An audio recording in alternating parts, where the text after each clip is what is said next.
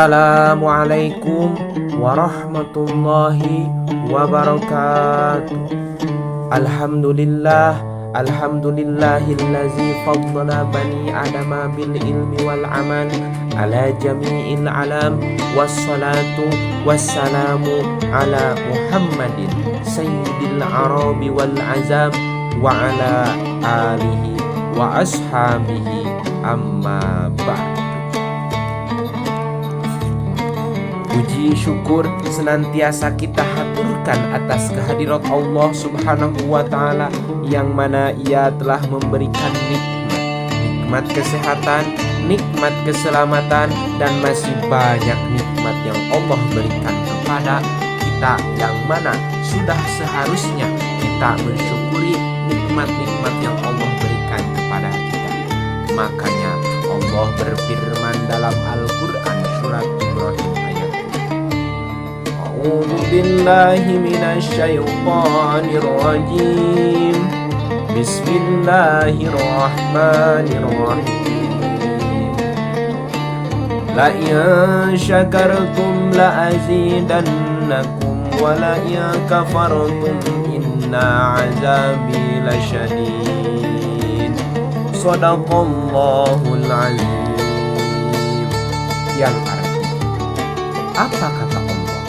Sesungguhnya jika kamu bersyukur atas nikmat yang aku berikan, maka akan aku tambah kenikmatan tersebut. Akan tetapi jika sebaliknya, kalau kalian tidak bersyukur dalam artian kufur atas nikmat yang aku berikan, maka ingatlah kata Allah, azabiku sangatlah pedih. Inna azabila syadid. Na'udzubillah summa na'udzubillah. Hadirin yang dimuliakan oleh Allah Subhanahu wa Ta'ala, semoga kita senantiasa mensyukuri nikmat yang Allah berikan kepada kita. Salawat serta salam tidak lupa kita haturkan kepada seorang hamba Allah yang anggun kepribadiannya, halus budi pekertinya, serta penuh kesederhanaan dan amanah, yakni Nabi besar, Nabi kita, Nabi umat zaman, Nabi Muhammad sallallahu alaihi wasallam. Hadirin yang insya Allah dimuliakan oleh Allah Subhanahu wa Ta'ala, tidak mau berpanjang-panjang lagi pada kesempatan kali ini, saya ingin menyampaikan sedikit ceramah singkat tentang keutamaan akhlak yang mulia. Berbicara kita tentang akhlak, tentunya akhlak ini tidak lepas setelah dari kehidupan kita. Karena apa?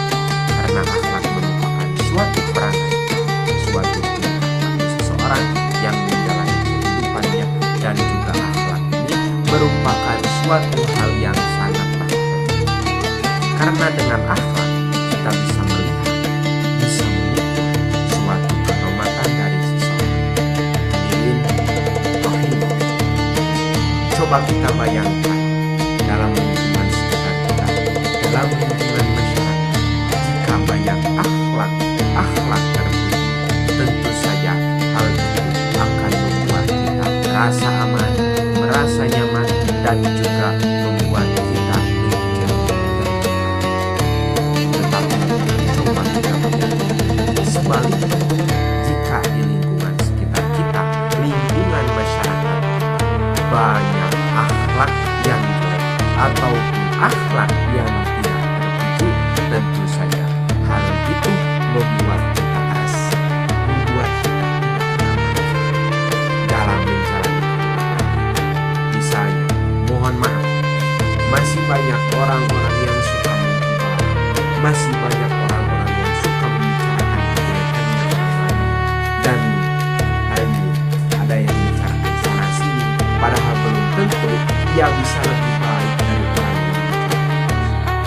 Dan juga misalnya masih banyak orang-orang yang iri kepada sesama, dan iri kepada teman, dan iri kepada keluarga.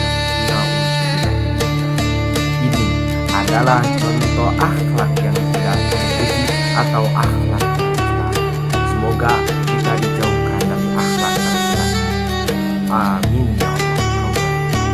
Hadirin yang dimuliakan oleh Allah Subhanahu wa Ta'ala, makanya Allah Subhanahu wa Ta'ala berfirman dalam Al-Quran surat Al-Ahzab ayat billahi minasyaitonir rajim. Bismillahirrahmanirrahim. Laqad kana lakum fi rasulillahi uswatun hasanatun liman kana yarjullaha wa dzakarallaha katsiran. Shadaqallahul azim. Yang artinya sungguh telah ada pada diri Rasulullah uswah yang